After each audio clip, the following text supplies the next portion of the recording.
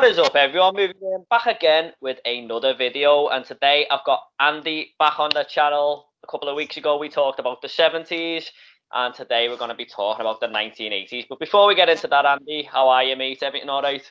I'm good, mate. Busy with work as usual, but not too bad. Thanks very much for asking. Yeah, sound, mate, sound. Well, we said we wanted to talk about the 80s next because it's another golden era, isn't it? I mean, there's a lot of people who would say that this is their favorite era of films or favorite decade, if you like. And when we said we're going to do 5 movies each, I struggled. I've just decided before. The last movie that I was going to do came down to 3 different films, and I had to just pick one of them. It was really hard, and we put the tweet out on Twitter today about it, and there was a few people saying, "Oh, you need to pick this one," or so many comedies and stuff, and there's just too many movies. So we may do a part 2 to this if you guys want to watch it. But before we get into it, there is a 70s one that we've talked about. If you want to check that out, the link will be down below in the description.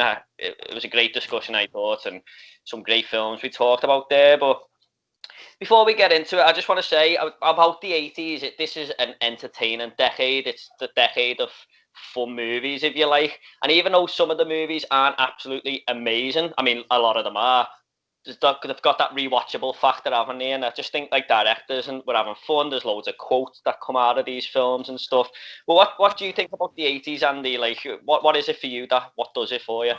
There's so many things really. The first thing I'd say really is, obviously as a child I was born in the 80s, so by the time we got to the 90s, Sky Television had just come out here, and obviously the film channels, they played a lot of these films. They're from the 80s, so I grew up with like most of all of these films. Maybe some watched a bit too young, maybe, but I just think it's a great. There's so many different genres of films that became popular in the 80s. Like your team films, John Hughes, Breakfast Club. You also have the action, which we'll get into, obviously, because some of the films we picked are action films.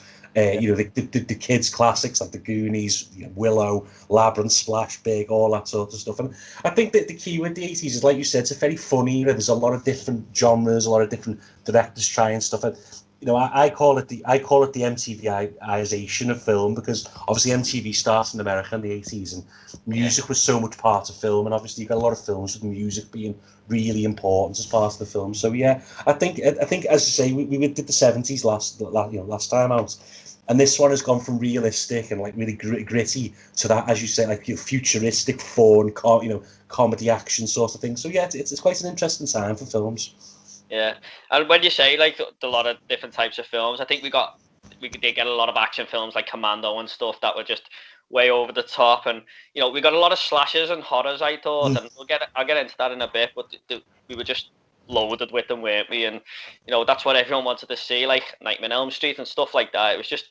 It's a fun time to go to cinema, I feel. I mean, I was born in the late 80s, but I grew up watching these 80s films because, my dad introduced me to loads of them. Like yourself, you were watching loads of 80s films back then. And anyway, I think we'll just get back straight into it, eh? And we've both named 5 films each year.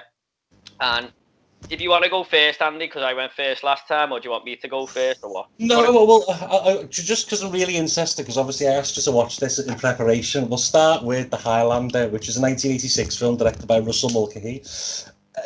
I love this film because it's what I call a terrible but great film. It makes no sense. It's loads of plot holes, but it's just a great action film. Basically, if anyone hasn't seen it, it's about a group of immortals, a Belgian man playing a Scottish man, and basically there's a long-term feud between them all, where one will survive and basically become they can be only one, is the famous phrase of the film, and essentially cut the heads off to win the prize. So it also, Queen soundtrack, one of the most famous soundtracks in film. It's just a great film, but it's got loads of very quotable lines. Clancy Brown, obviously people remember from the Shawshank Redemption as the bitter guard, the dangerous guard. He's the Kurgan in this film. He was one of the great baddies, I think, in film. He's just ridiculous but really menacing. And I just love this film. It's just a classic that I grew up on. What were you? I'm more interested in your thoughts on it. Well, I watched it last night in preparation for this. We were going to do this pod on the weekend, but the movie, I ordered it on Blu-ray because I'd never seen it before, and it finally come yesterday. So we put it off till tonight just so I could watch it, and I could tell straight away when I put it on that this is straight out the 80s. That the way coat he's wearing and stuff, and just the way it's filmed, and like you said, there's a lot of stuff going on that just doesn't make sense. Like it sort of does make sense, but I was getting lost at times. But it's a fun movie. I'll give it that. And like you said, Clancy Brown, you just reminded me who he was there when you said the Shawshank. I was trying to figure out who it was, and I forgot to look it up at the end. But he's just got an 80s villain written all over him, hasn't he? I mean, the way he's dressed and stuff, and you know the quotes he come out with when he says to that guy, "Don't speak to me." He's just going, "I mean it. Don't speak to me again," and stuff like that. And it's a mad little film. I'll give it that. I think I need to give it a rewatch to fully appreciate it, but I had a fun time with it. You know. But it's definitely an obscure film from the 80s, I feel. Yeah, you know, how many films have got a Belgian man playing a Scotsman with also a Scottish man, Sean Connery, who obviously doesn't change his accents for films, playing a Egyptian man who's 3,000 years old, mixed with Clancy Brown, an American, playing a Russian. It doesn't sound great on paper, but actually, it's I love Clancy Brown. The film is quote, it's better to burn out than fade away, and he's doing the karate moves in the church, and it's just a fun film. Obviously, I was a big fan of, as we'll get to, I'm a big fan of Arnold Schwarzenegger. Conan came out in about 81, 82, I think, and it's a sort of that sword films that were coming out in the 80s. I enjoyed it, but this one is like a mix of modern with the swords. I just like the take on it. They were supposed to be doing a remake a couple of years ago, Ryan Reynolds, which thank God that never happened. But yeah, this is just a film that I love to watch. It's very rewatchable. It is terrible, don't get me wrong. Not terrible, isn't it? It's unwatchable. It's just not. There's a lot of plot holes, but it's just a great 80s film. Yeah, I mean, like I was expecting this film to take place all in like the 1500s and that, but most of it is in New York, and it's just mostly flashbacks, isn't it?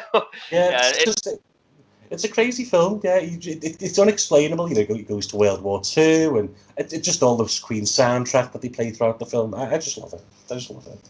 I've got to admit, I'm not fully clued up about this film, but the other nine we could talk about, I do know quite a bit about them. But last night was my first time watching. I'm gonna give it a rewatch, and I do want to check out the second one. I believe that takes place in the future or something. Yeah, it's terrible. Yeah, the issue with the second one is it goes full sci-fi, and it makes up a weird, rather than the backstory that's set up in this one, it goes for a backstory that's like off the out in the universe more type. It's crazy, but again, worth a watch. Why not? There was a TV series as well. It's always on Sci-Fi, I think, in the daytime, which is quite a fun little hour. Yeah. All right, that is Highlander. Then, have you got anything else you want to say on that, Andy? Because no, I think that I think everyone should watch it, whether you hate it or love it. It's just something you have to see because, and as I say, the most famous thing I think that came from was probably the soundtrack. But it's a fun film. Yeah, it was like the Queen soundtrack. It just has that 80s feel to it, doesn't it? Yeah, exactly. Yeah.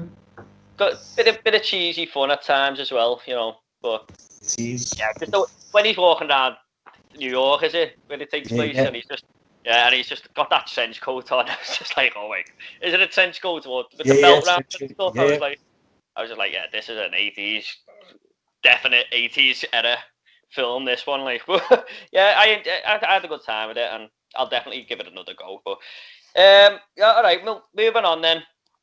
I will know a bit more about these 9 films that we mentioned now, but I'll go with The Lost Boys.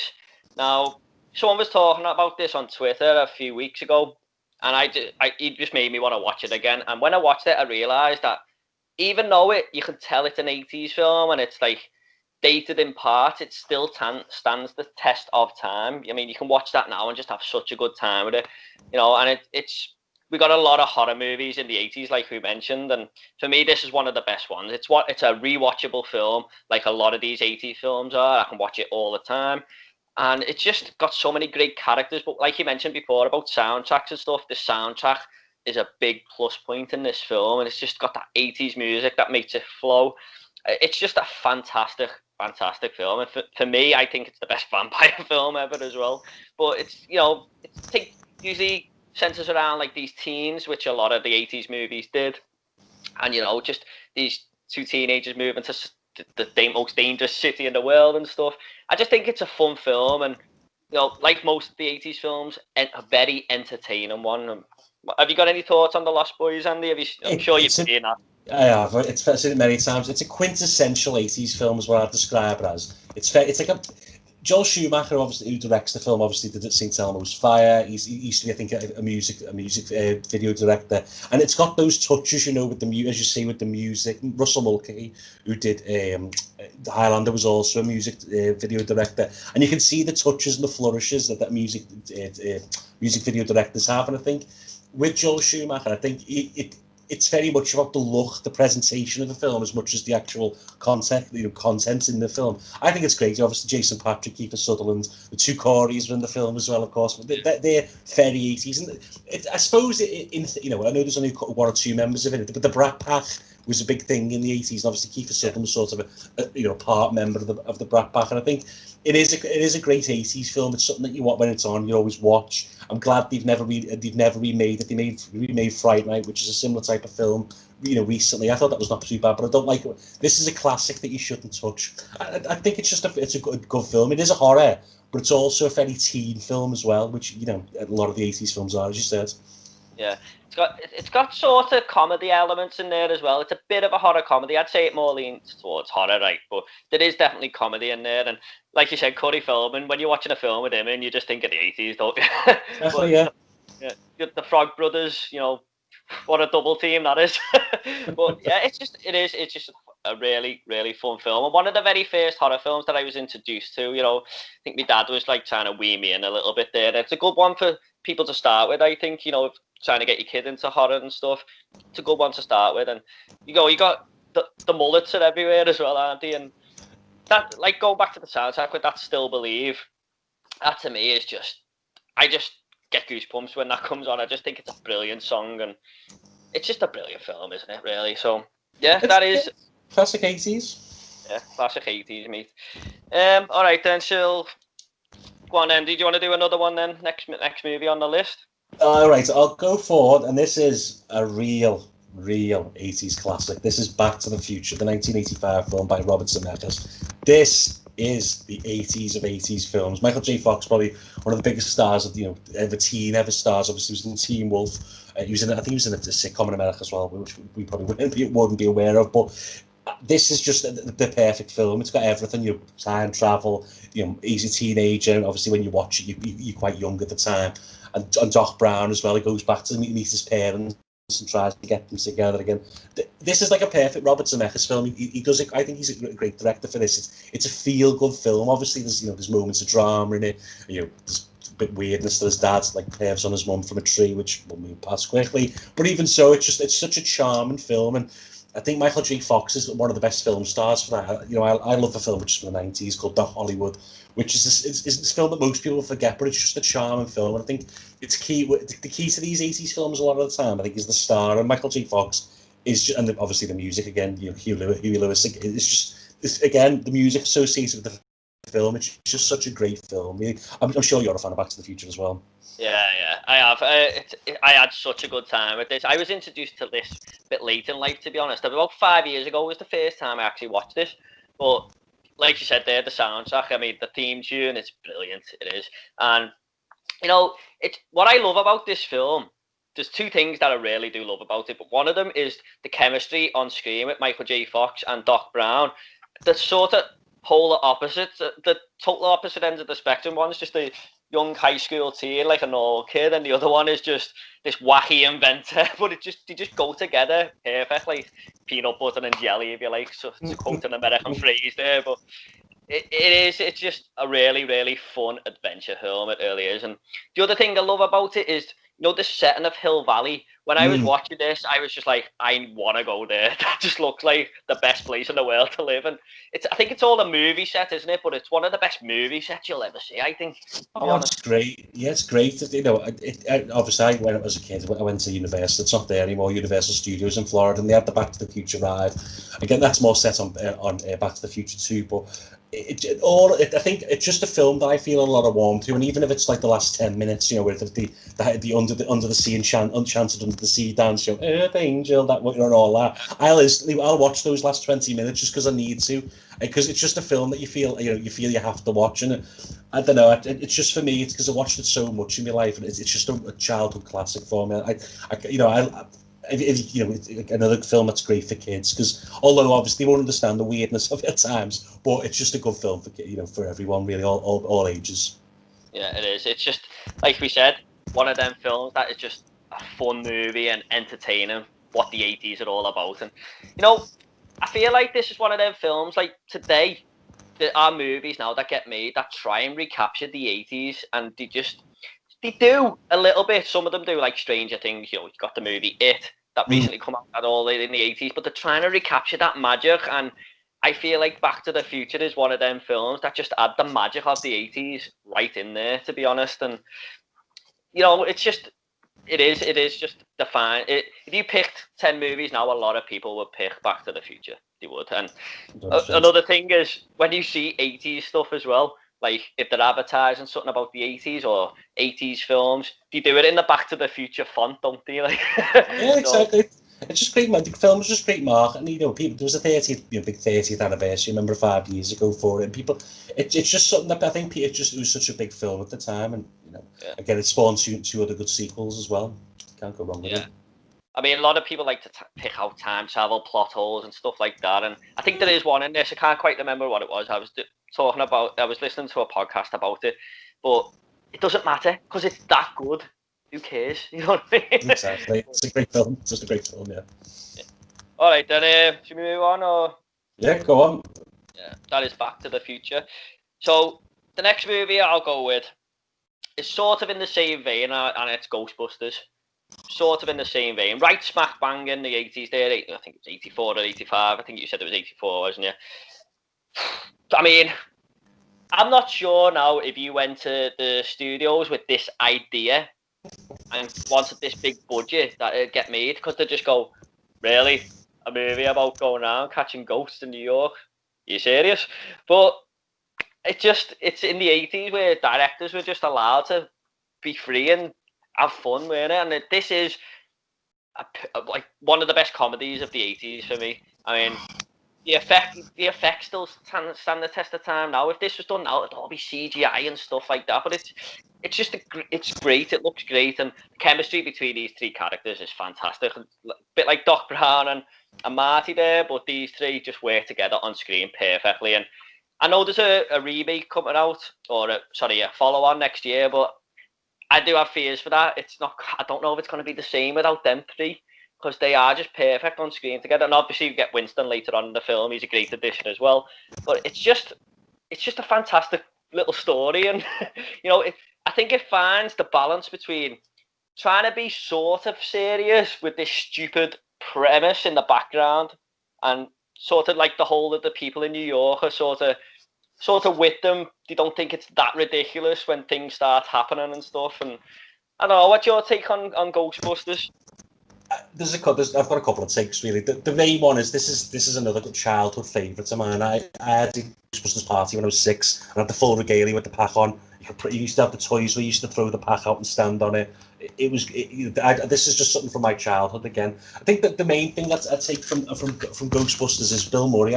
Bill Murray was obviously a huge star in the 80s in Stripes, Caddyshack obviously, and then this was sort of, I think, you know, this is the first time Bill Murray, but as I watch it when I get older, I find it really funny, Bill Murray's performance in this Venkman, because it's like he's playing it like completely half-arsed, really, in the sense that it's not because like you say, the premise is silly, but they make enough of it where you go, oh yeah, they make light of it really, and he's just like, you know, he's just like swanning through the, but he's so funny in it. It's just so genius. I love Rick Moranis as well, of course, who's in it, and you know, Dan Aykroyd's fantastic as Ray. You know, Harold Ramis directs the films, obviously, in it as Egon, and it's just it's something I still reference now. You know, people with glasses and that particular type of bushy hair, I call Egon Spangler. You know, it's something that I still reference now. But it's just a great of Slimer. And you know, Slimer obviously was in there. The Marshmallow Man. It's just again, it's just that great. And again, Ray Parker, the song Ghostbusters song, again, another song that's associated with the film. It's very much an 80s film again. You know, But yeah, again, comedies. It's. I love this film, as you can tell. As I've been rabbiting on here. Yeah, like she said there, Bill Murray is just strolling through the film. It's so, but I don't know if he's strolling through it or it's just effortless to him the way he's acting, because he's just so funny in this film, isn't he? He's a great character, and mention the Marshmallow Man there. What a scene that is. That just first time I see it, I was like, what the hell is this? You know what I mean? But it's so funny as well, the way it just pops into Ray's head. They're all like, oh, clear your minds, and he just can't help himself, can he? And Big Marshmallow Man just starts walking down the streets of New York. But it's just a cinematic piece of history, the Ghostbusters, and I don't find many people who don't like that film. It's just fantastic, isn't it? And so many good quotes as well, especially from Bill Murray as well. It's just this deadpan. It's like he doesn't take anything serious in the film, but it's the character. It's perfect for the film, the character, because Ray and Egon are really serious about being Ghostbusters, but he's just like he's just it's I think it's the perfect casting, really. They're all friends, obviously. Bill Murray and Harold Ramis fell out later, but I think they made up before Harold Ramis sadly died. But no, great film. Yeah, I think that might have played into them not actually doing the third one. Yes, because I think Groundhog Day they fell out. I think that was when they fell out in '92. Yeah. Yeah. Just quickly as well, before we get on to the next one, I just love it at the start of this film where they see the ghost in the library and he just goes, "So what do we do?" They haven't got a clue, and then they just try and catch her and jump on her. But yeah, brilliant film, I think. So, all right, Andy, that is Ghostbusters. What's your next one, mate? What have you got on the list? So I'm going to split the two films, go starring one certain man, because I'm going to wax a lot of lyrical about him. So I'm going to go with the first one, which is Predator, which I think, and this is a big thing that I think, is the greatest action film of all time. Basically, the premise is a team of commandos go into the jungle to fight an assassin of an alien. And you can't beat it. John McTiernan directed, obviously he'll come up later in one of our conversations. But you've got so many acting. You've got Carl Weathers, who obviously is Apollo Creed. You've got Jesse the Body Ventura from the wrestling's in it. It's just a great action film, and Shane Black, who obviously wrote Lethal Weapon and other films, he's in it as at the start before he gets killed first. So I just spoiled alert there.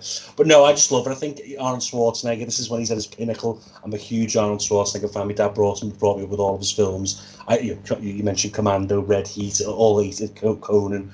Another one was spoken about later from the 80s, all big 80s films. And I think this is just quintessential Arnie. He's just one man fighting an alien in a jungle, guns. It's just great. It's just completely it's not farcical, because the Predator premise I love, and Predator 2 a lot of people didn't love, and I did like that because it was obviously more set in the city. But this one, I just think this is a perfect action film. It's got everything you want from it. A protagonist that an antagonist that you can both buy into both. It's just a great film. I love this film. Yeah.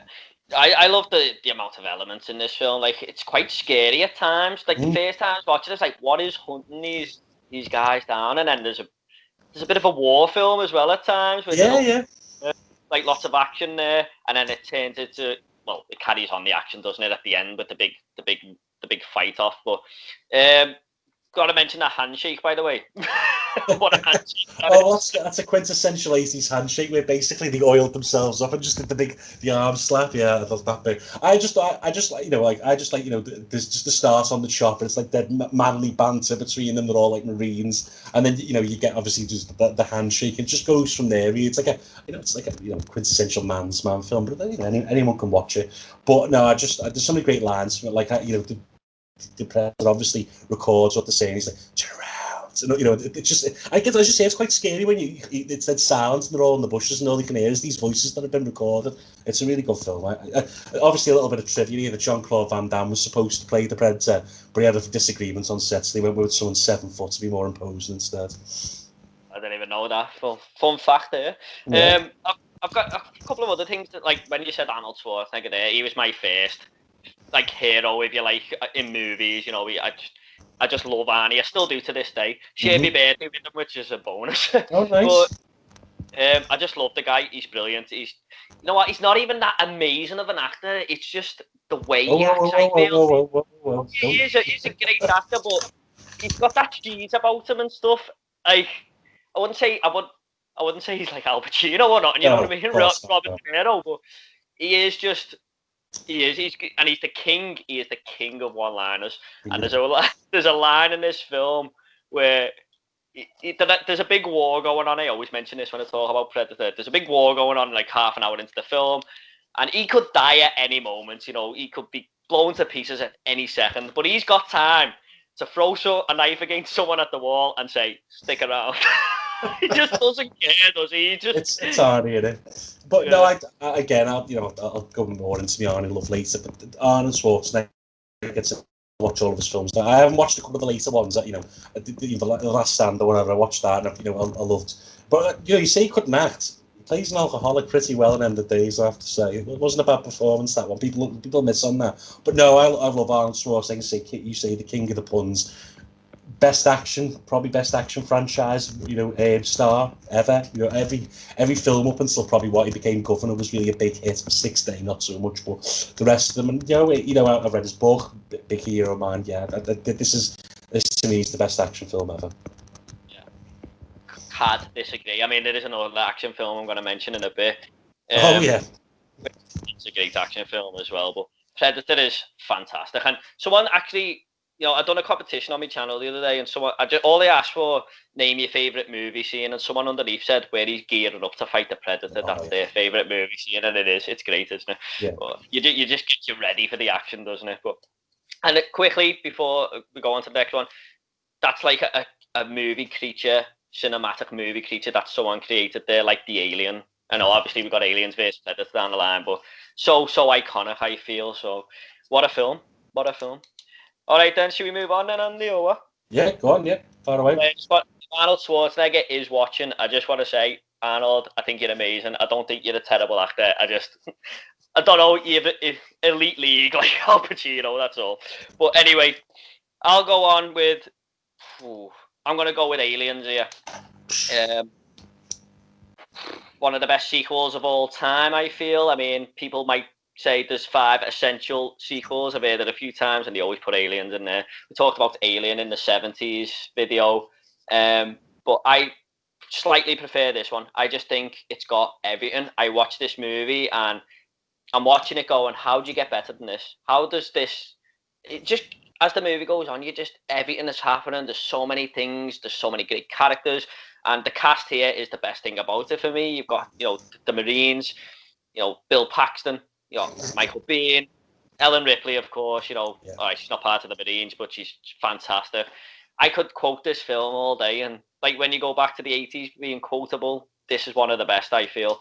But it's just that I love what James Cameron done here. He took a horror movie in space and turned it into action war movie in space, and it's just fantastic. It really is.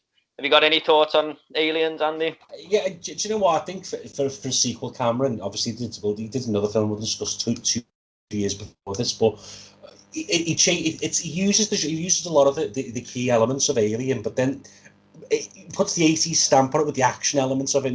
Bill Paxton was in a lot of his films. I watched it 2 nights ago again, and he's just a typical 80s character, like a whiny, like teenage style person, and there's the woman who was in the second Terminator's in it is the girl with the short hair. There's a lot of like that person there nowhere from the film. A lot of people who a lot of James Cameron, Michael Biehn, who's obviously an 80s actor because it's created really spat in the 90s. But no, I think this is a superb film. It's one of the best sci-fi action films that's ever been made, and as you rightly say, it is an excellent sequel. And I love Ellen Ripley. I think she is like the quintessential, Sarah Connor from Terminator, which we'll just touch on in a bit. Both Cameron characters, in a sense, really strong female lead. And I think that's what he was really great at. He does it throughout his career. He does it obviously with Avatar, Titanic, really strong female leads. And I think this is the one where she becomes like a real badass in the film, and she's. It just is. It's just a really good film from start to end. That I really enjoyed it. I think you look at Pitch Black, it's basically the same. With Vin Diesel, he's obviously copied Aliens almost entirely and made the film like that as a vehicle for Vin Diesel. And that's not even on the same conversation. But it's just an example of every action film in space really is based off this film. Really, it's such a great film. Yeah, I mean, like when you think of my 2 female heroines, the best ones are and Sarah Connor. Like we will talk about Sarah in a minute, but yeah, he makes it a brilliant female protagonist. I feel what I like about it as well. obviously she gets frozen from the first film, or the deep hypersleep, sorry. And it's all about motherhood, I feel, when she comes to meet Newt, because she's lost her daughter, and she comes to meet Newt, and it's sort of her having another chance at motherhood, really. And I just want to say as well, when she goes back at the end to rescue her from the Queen Alien, wow, what a last 20 minutes. That's how you finish a film off, that is, it's just brilliant, isn't it? The only thing that took me slight at the end, I was watching, I was just thinking, I haven't watched this in years, this is great. It's just where, spoiler alert, everybody, if you want to switch it off, don't switch it off, of course. Lance Henriksen, obviously, is playing Bishop. He's again in Terminator, another Cameron actor. And when he gets chewed, it just looks like he's got milk, because he's obviously he's a, what is he called, a cyborg, and a cyborg, and a replica. That's it, android. And he just looks like he's got milk all over him, because obviously it's not real blood. But apart from that, I think he's a good character, to be fair. I just think it's just a really good action film, and I think I never watched it until I was much older. And the Aliens films, I never really got into for whatever reason. I think that they're a forgotten classic. I know everyone calls them great. I think that just general film fans really need to go watch back and watch both films side by side. They're different but great in their own right. Yeah. And I just quickly, when you said before about Vasquez, honestly, right, I love Terminator 2 and I love this, and I never ever clocked on until a couple of years ago that was it. I was like, that's my missus. Who is that? That's the one with the sword arm in Terminator 2. Like, that's who I got it. Because obviously the hair's completely different, the way she's dressed is completely different. But yeah, I got it. That was good. Yeah, I like it when you know someone thinking, who is that? And then you realise halfway through a film. A bit like you reminded me about Clancy Brown there before on Highlander. Exactly. Yeah. Just these, the podcast that guy mentioned on Twitter that I watched was, they call it that guy, and they are they're just that personality in a film. You go, they did a lot of films, but their name. Clancy Brown's a good example of that, really, and so is Vasquez, and obviously these two films. Yeah. All right. Well, anything else to say on Aliens, Andy? I could talk about it all day. No. Yeah, it's a great film. I'd say the end bit where she straps the two guns, or the flamethrower and the gun together. Again, like Predator, ready to fight the monster, getting ready with all the grenades. It's just a great build up, because it's like you're gearing for war as well. No, she is. I really like that scene. Yeah, and to me, I haven't got any problem with it. It's 10 out of 10, perfect to me. For me, personally. I mean, there's not one thing bad about it for me. So, what an 80s movie that is. All right, Andy, should we move on then to your next one? Yeah. Now, this is another thing, right? This is another one of my film heroes. Is Indiana Jones. The film, of course, is The Raiders of the Lost Ark. 1981, Steven Spielberg directed it, written by George Lucas. To me, this is the ultimate fun film. It's action. The first scene to me is one of the best. They're going to the jungle. It's all, there's no one speaking. It's going around with the whip, and then they close up to Harrison Ford. Hang on. One second. Your mic's just breaking up a little bit there. All right, I'll wait. Hold on. Yeah, it's all right. I'll just start to get on Indiana Jones. Yeah. Go on, mate. Yeah. Go on. Sorry about that. It was just breaking. It's all right. Don't worry. So, is one of my favourite film characters ever is Indiana Jones, obviously starring Harrison Ford, Raiders of the Lost Ark. I think this is the perfect film comedy action. As before, I love the first scene in the jungle, crawling through the jungle, and then you don't see no one's anything. They get pulse and uses well, and then they're close. I think it's just a perfect opening of a film. And a man, an archaeologist who's always seems to get himself into a bind fighting Nazis. It's just a great premise, and I think Harrison Ford at this point in time was the biggest of the the 80s. He just come out Star Wars films. He's banged a couple off like the Blade Runner later, which is not a cult classic. I'm not so sure, but I just think that this film's perfect. That so many funny fun guys. They've been in the market. He's fighting the big swords fella, and he just pulls his gun out and shoots. All that's just a great film. And this film I must have watched 150 times, 200 times as a kid. I just love it. Well, Jordan. Yeah, sorry, Andy. It was just breaking up a little bit again there, but maybe it might show on the video. But I did catch quite a lot of that anyway. Yeah, like we talked on Twitter, didn't we, the other day? I was the Temple of Doom guy, me. That was the one I was introduced to, and I never really watched this one as much as the Temple of Doom. So I rewatched it the other day, and I couldn't believe how good it was. It was absolutely brilliant. It was just a perfect, solid adventure film, and it's just got everything. It has. And Indiana Jones, such an iconic character, and like you mentioned there with that one where he just pulls the gun out. What a moment that is! But it's just what I'll give this one definitely over Temple of Doom is the story. There's a lot more story there. There's more purpose to it, I feel, and it's got great characters and great villains as well. There's not just the one villain. There's quite a few there. With the guy who comes into the bar and they have the bar fight and stuff. It's just got everything an adventure film should have. It's a solid adventure film, and you know what? A few weeks ago I watched Pulp Fiction, right, and I couldn't stop thinking about it all week. I watched this Sunday morning and I haven't stopped thinking about it. It's one of them films that just stays with you, and that to me is the sign of a brilliant film. I just think that, like, obviously we've got James Bond. He's obviously the British, the British superhero in a sense. And I think the American version would be Indiana Jones for me. He's, he's an archaeologist, but he's really a spy in some ways because he's fighting the Nazis and he fights the Russians in a later film. But you talk about the Temple of Doom. This film, obviously, for me, is the best of the three. The Temple of Doom was considered a bit of a critical failure at the time, and Lucas and Spielberg really wanted to make a big, lasting impression by doing number 3, which is The Last Crusade, which was close to my list, to be fair. I love Sean Connery and Harrison Ford in that film. But no, all three of them together, he's just the quintessential American hero, really. And one of my favourite bits, and it's not even that funny, it's really childish, but the bit where she's fixing him up and she hits him with the, I think it's a window in the head, and he just screams all over the boat. Just silly stuff like that. There's moments of like real action, there's moments like love story, there's a comedy. It's just a perfect film, and I think he's just the coolest character. And like again, John Williams, the unbelievable score there, just like it's one of the great theme tunes.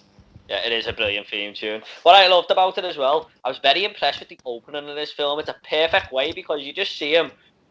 You don't see him till about 5 minutes in. You just see the back of him and stuff, and then obviously that guy tries to backstab him a bit, but you get the sense of the character straight away, and you just know that he's going to get through these obstacles and stuff. And it's just a brilliant film, it really is. And so iconic the way he looks as well with the hat and the suit he's got on and all that. It's just brilliant, isn't it? I really, honestly, want to watch this again. It's like I said, it's been stuck in my head. I just want to give it another shot. I'm eager to watch all three of these now in a row. So yeah, I think it's one of those films that it's on the BBC a lot because obviously I think they've got the rights to it in the UK, but it's not available on streaming. It's not on Now TV. It's not on Amazon. I think that people probably miss on it unless it's on the BBC. But they're just such good films. Like it's one of my prized DVDs. Like the box set, the three of them together with the DVD commentaries. It's just fantastic. It's well worth the purchase. Yeah. I mean, I think we've said virtually everything on Indiana Jones there, haven't we? But just one of the best films ever. I cannot believe it never stuck with me like it did. I mean, it's just shame on you, Jordan. Shame on you. Shame on me. I loved every second of it, mate. It was fantastic. But yeah, that is Indiana Jones or Raiders of the Lost Ark, or Indiana Jones and Raiders of the Lost Ark, if you like. So, all right, next movie I've got. I think this will be last one. My favourite film. Second to last. Is it? Yeah. Yeah, you still got the greatest Christmas film ever, and it looks like a film about a robotic cop. Yeah, no, anyway, I've only got one. I think the Christmas one. Alien. That's a film. All right. We'll remind me in a sec. Anyway, we're talking about the robot one. Yeah.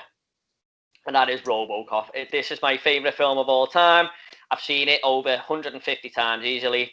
It's just amazing. I always get stuck with Robocop because I never know where to start with it. There's so much I could say, like Aliens. It's just fantastic. Really, really is. It's got a good story. It's got great characters again.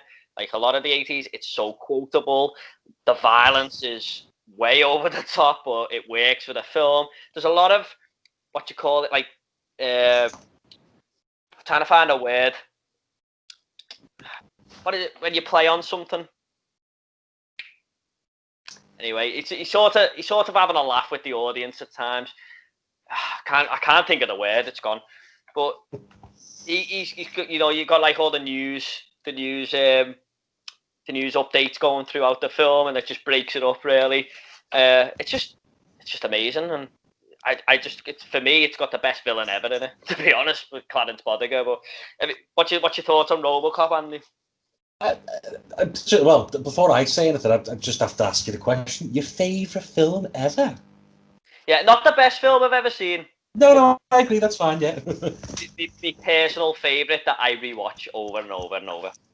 It is like a really, really cult classic. Now, I watched RoboCop when I was very young, and even then, when I watched it then, it's not really an 80s film. It's a weird one because I think people have to watch it because it's not on often anymore. And obviously, we made a bit more of a bit of a remake with Joel Kinnaman. It's not the same story, but obviously it's the same premise. But it's such a gritty sci-fi film, but then, as you say, it's so violent. Like, when I watched it, I thought, oh, this is going to be like this, this like a superhero type of film with a robotic couple. It's not. It's like a real. It's like what I think Judge Dredd wanted to be, really, when Slow made it. When I think they did a better job with the remake of Judge Dredd, where it's like they're set in this really dystopian like future that's still very much like now, but it's very raw. And it's got a look at the 70s, but with like a lot of 80s like future tropes in it. I haven't seen this film for about 15 years, and I never knew it was your favourite film, so I should probably prepare more for it. But again, not a film with like a big star. You got Peter Weller. I think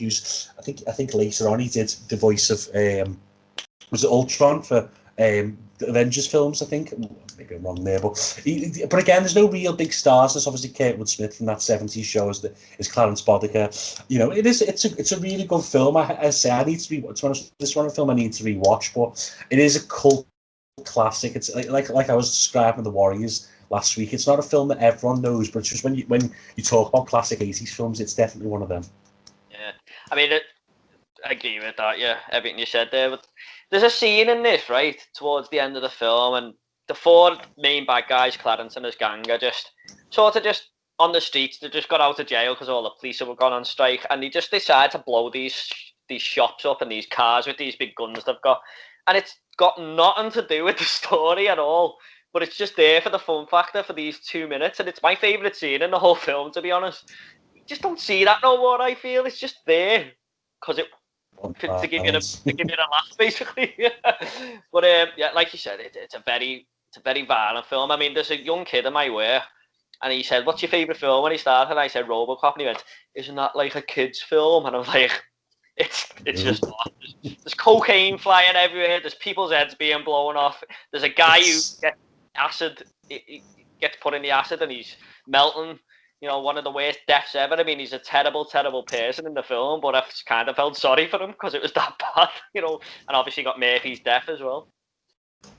I think it's just some films you have to watch. I think again you think because it's an 80s film about like a superhero type cop, but it's not. It's so much more than that. The director Paul Verhoeven's, I think it's quite a different career, I'd say. He did obviously Total Recall again, Arnold Schwarzenegger, one of my favourite sci-fi films ever made. That probably could have made, that may make a 90s list one day.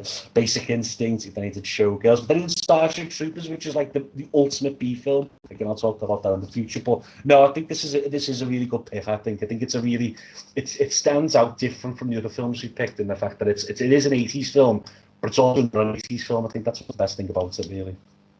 It is. Paul Verhoeven, a fantastic director. All right then, Andy, I'll let you in. You want to move on with your one? Yeah, well, obviously we're going to finish with two action films, and I did confuse you by saying it's a Christmas film. Your last one is Die Hard, am I correct? Oh yeah. Sorry, yeah. There right. you go. Right, so my last choice. I've lost twice. That's what I've done. Yeah, it is Die Hard. Sorry. Go on. Sorry, Andy. Right, but I will finish with my film, which is possibly one of my favourite films ever made, which is The Terminator. Arnold Schwarzenegger, James Cameron classic. from 1984, which to me is just people go, oh, you know, again, when I often ask people this question, really I can gauge them as whether I'm going to be friends with them or not, is when I say number one or number two Terminator, and unfortunately, which is why I haven't got probably many friends, is that they always say number two because it's much more, I guess, family friendly. It's, you know, it's quite a happy-go-lucky story, whereas Terminator 1 is this gritty film about basically an antagonist who just will not go away, will not stop. You know, Carl Reese says that he'll never give up, and it's just a constant threat throughout the film. And I think Arnold Schwarzenegger, I think this is why I become a big star of this film, is he plays it really understated, and the fact that he is quite robotic in the way he acts and talks. I think he's the perfect Terminator. You know, I think Lance Henriksen, who's in the film as a police officer, who obviously was based in Aliens, he was the first choice to play the Terminator. And he just hasn't got the physical presence. I think that's what makes Arnold Schwarzenegger the Terminator, is because he's got the physical presence.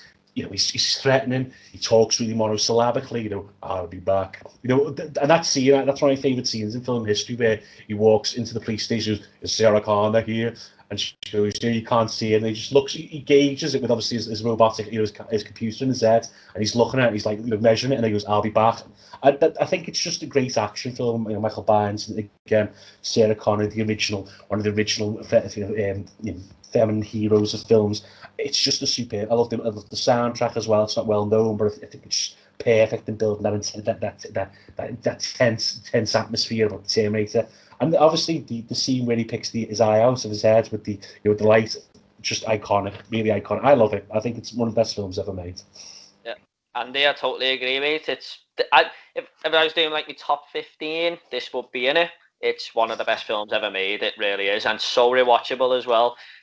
You just mentioned a few scenes there. Nearly every scene in this film is amazing. It really is. And my favourite scene of all time is in this film. It's the Technar scene where he walks. The music, yeah.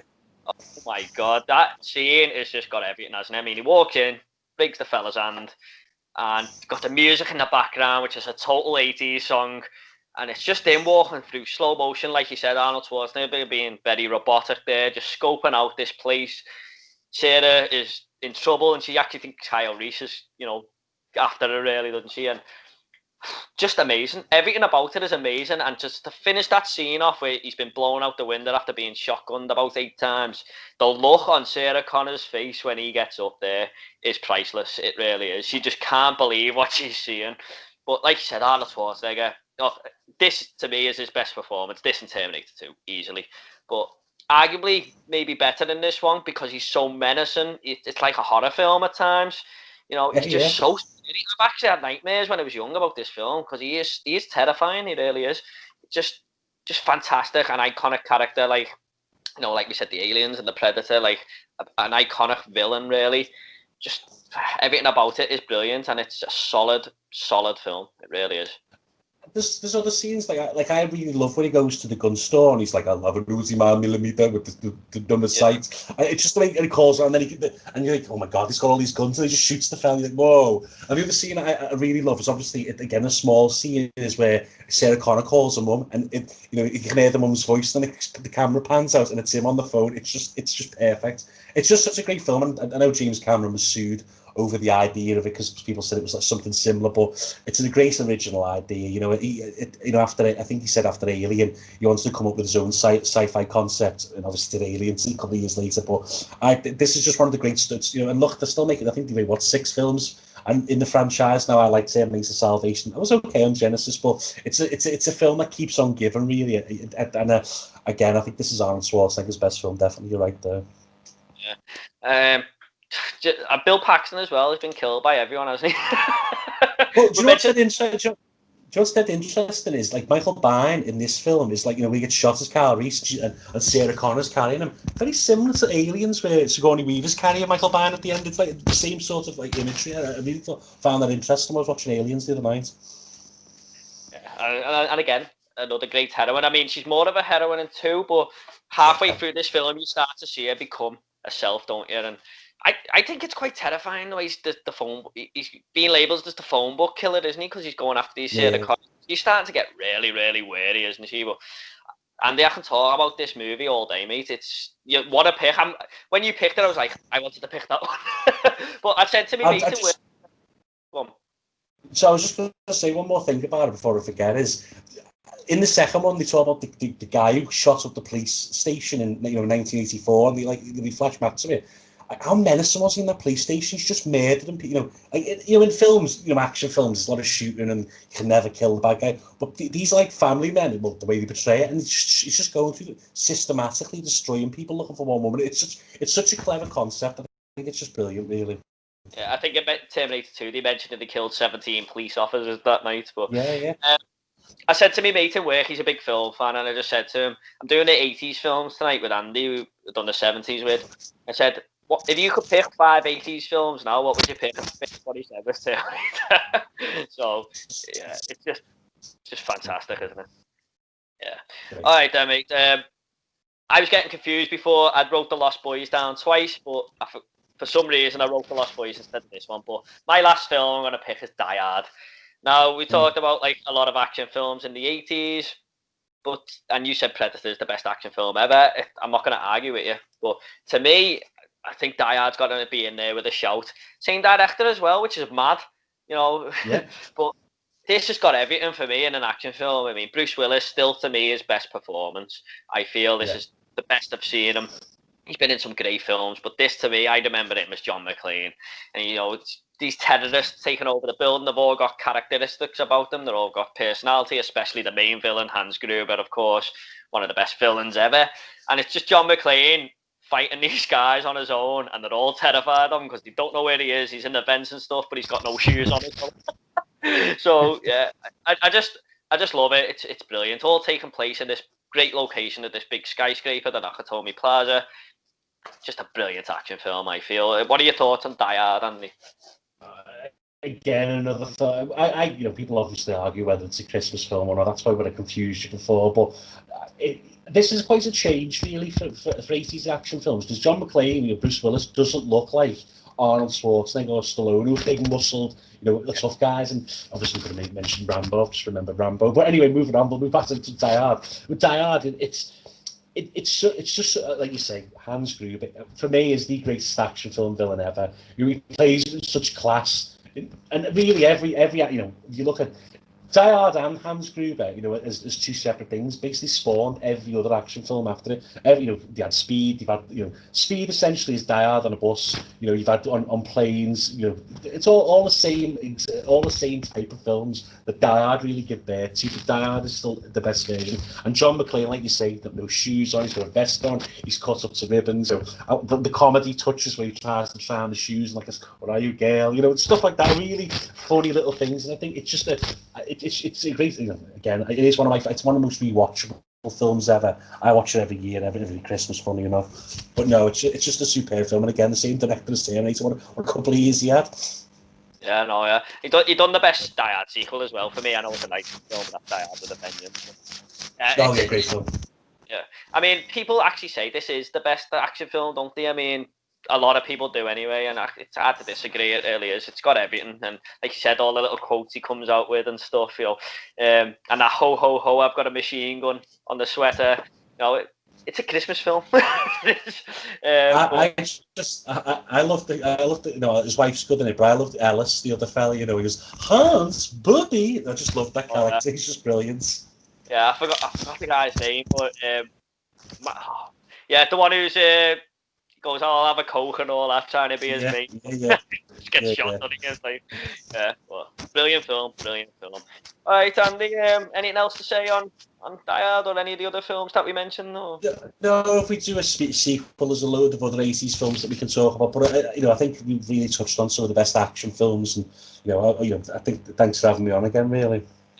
No, it is, mate. I mean, like, there was people, like we said, there was people in Twitter and stuff saying, you need to mention this, you need to mention that. There's so many good films there is. It's an impossible task to just pick 5. I think we picked some good ones there. But obviously, we've got Nightmare on Elm Street, Planes, Trains and Automobiles, if you want to talk about comedies. You know what I mean? There's someone mentioned Midnight Run. There's just so many films there really is. So if you want to see us do a part 2, or if you want to come on again, Andy, that's up to you, mate. I will do, yeah, definitely. Let's please. I think we might do the 90s next, and then maybe go back to the 80s, and I'll tease them with some 90s. Go back to the 80s in that Back to the Future font. But let us know your thoughts in the comments. You know, what did you think of these films, and what 80s films would you like us to talk about if you do it again? What you think we should have mentioned? Whatever you want to say about the 80s, I'll reply to you all, I promise. Thanks for coming on again, Andy. If you want to follow Andy on Twitter, I'll leave his link in the description. Mostly talks about football. If you love football, definitely follow him, because I think he's an expert myself, and Thanks just very much. It agree is the with day job. agree with everything he says on football. So there you go. Thanks for coming on, Andy. Thanks everyone so much for watching. Take it all easy, guys, and we'll see you on the next video.